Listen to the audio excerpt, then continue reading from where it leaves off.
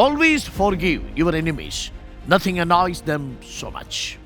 എപ്പോഴും നിങ്ങളുടെ ശത്രുക്കളോട് ക്ഷമിക്കുക, മറ്റൊന്നും അവരെ ഇത്രയധികം അലോസരപ്പെടുത്തില്ല. പ്രശസ്ത ഐറിഷ് എഴുത്തുകാരൻ ഓസ്കർ വൈൽഡിൻ്റെ വാക്കുകളാണ്. നിങ്ങളോട് തെറ്റ് ചെയ്തവരോട് ക്ഷമിക്കണം.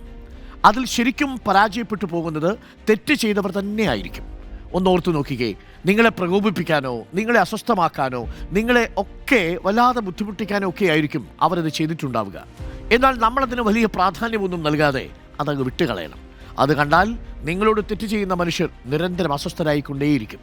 മനസ്സിൽ കൊണ്ടു നടന്ന് അതൊരു പകയാക്കി മാറ്റാനോ തിരിച്ചു മോശമായി പ്രതികരിക്കാനോ ഒന്നും നിങ്ങൾ ശ്രമിക്കരുത്.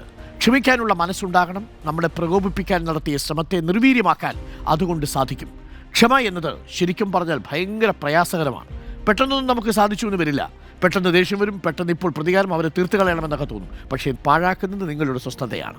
എന്നാൽ ജീവിതം നമ്മളെ ഒരുപാട് പഠിപ്പിച്ചു തരുന്ന കൂട്ടത്തിൽ മാറ്റങ്ങൾ സംഭവിക്കും. പല കാര്യങ്ങളെയും പക്വതയോടെ നേരിടാനും മറുപടി നൽകാനും ഒക്കെ സാധിക്കും. നമുക്ക് പണിതരാൻ ശ്രമിക്കുന്നവരോട് ദേഷ്യമൊക്കെ തോന്നാം, ശരിയാണ്. പക്ഷേ അതിനെ ക്ഷമ കൊണ്ട് നേരിടാൻ പഠിക്കണം. നീരസവും കോപവും ഒക്കെ മനസ്സിൽ വെച്ച് പുലർത്തിയാൽ ആത്യന്തികമായൊരു ദോഷം ചെയ്യും. നമുക്ക് വേറെ പണിയുണ്ടെന്നേ. മറിച്ച് അവരുടെ മോശം പ്രതികരണം അല്ലെങ്കിൽ പ്രവൃത്തികൾ നിങ്ങളെ ബാധിക്കുന്നില്ലെന്ന് ചിന്തിക്കുക. ക്ഷമിക്കാൻ ശ്രമിക്കുക. തെറ്റ് ചെയ്യുന്നത് മാനുഷികമാണ്, പക്ഷേ ക്ഷമിക്കുന്നത് ദൈവികമാണ്.